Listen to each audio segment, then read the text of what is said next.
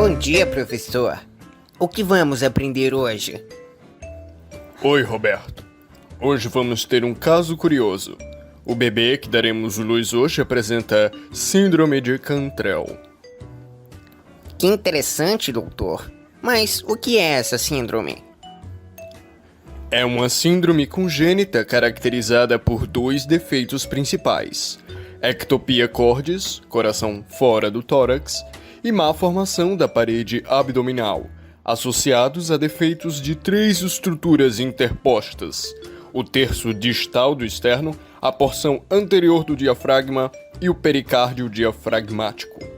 É uma condição muito importante dessa síndrome, a ectopia cordis, que é uma malformação cardíaca congênita rara, definida como um defeito na parede torácica anterior e na parede abdominal, com posicionamento anormal do coração fora da cavidade torácica, com defeito associado no diafragma do pericárdio parietal externo e, na maioria dos casos, malformações cardíacas.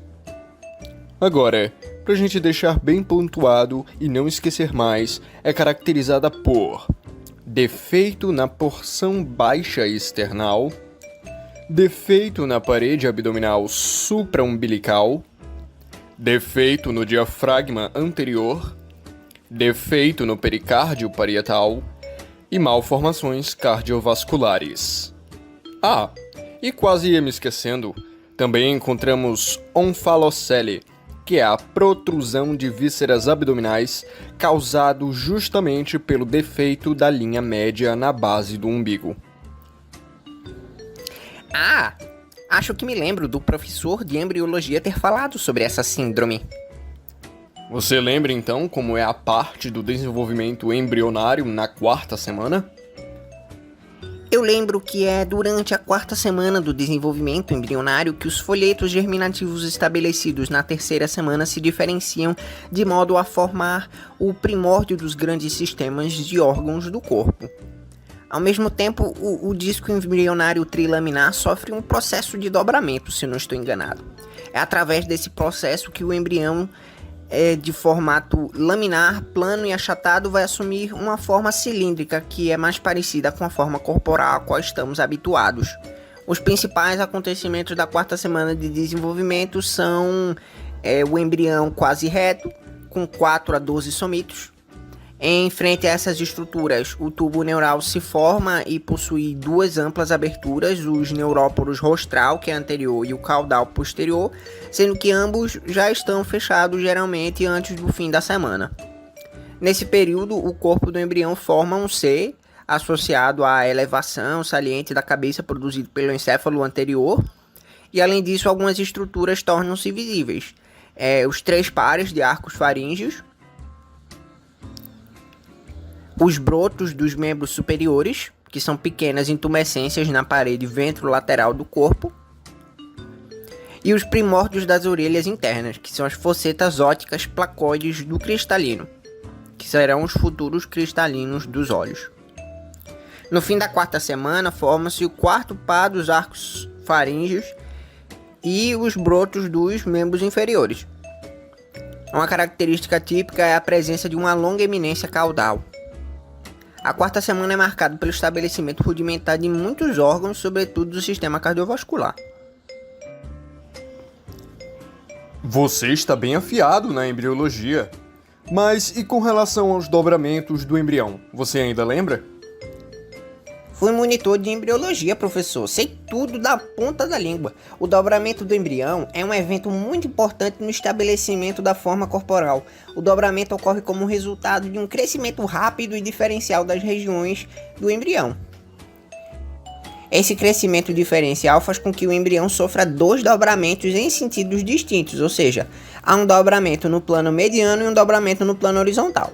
Isso ocorre porque a velocidade de crescimento das laterais do disco embrionário não acompanha o ritmo de crescimento do eixo maior do embrião, que por sua vez vai aumentar rapidamente o seu comprimento.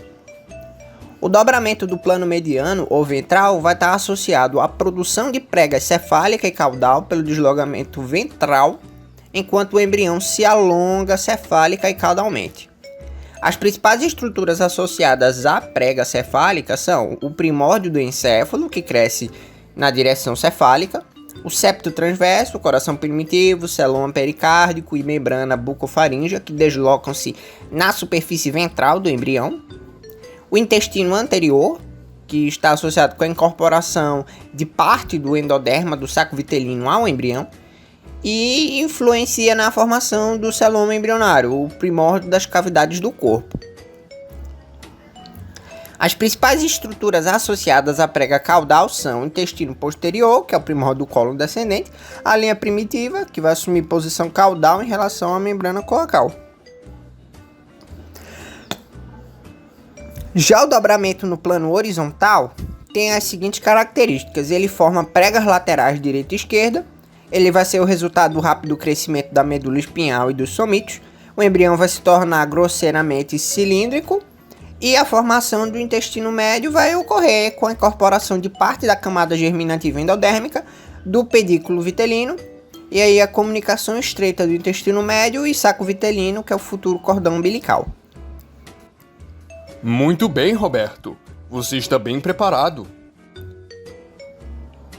Que bom lembrar que minhas horas virado estudando embriologia não foram em vão. Mas, professor, ainda não compreendi como ocorre a falha no diafragma.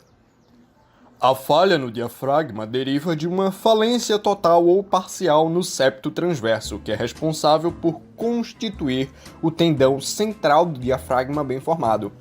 É perceptível no embrião de 3 semanas como uma massa condensada de mesoderma contíguo ao mesoderma pericárdico.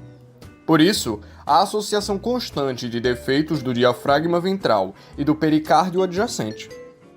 Os defeitos da parede abdominal e do externo resultariam de falha não na formação, mas na migração ventral dessas estruturas, que terminariam por se situar em uma região mais lateral. Outra coisa interessante, Roberto, a patogenia da doença ainda não foi bem elucidada. Acredita-se que não há influência genética direta, porém, já se constatou uma alta prevalência de trissomia do cromossomo 13 ou 18 em casos de cardiopatia congênita.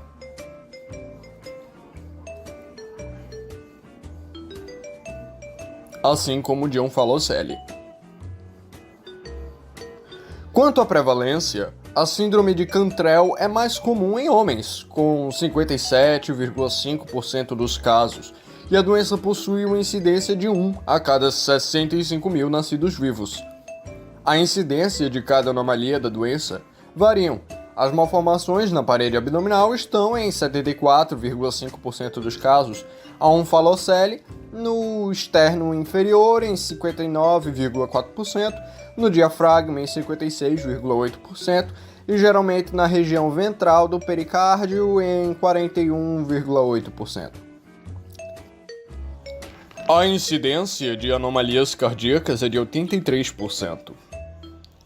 Caramba, doutor! Estou cada vez mais interessado nessa síndrome. Vamos logo para a sala de cirurgia para que eu possa aprender ainda mais sobre ela.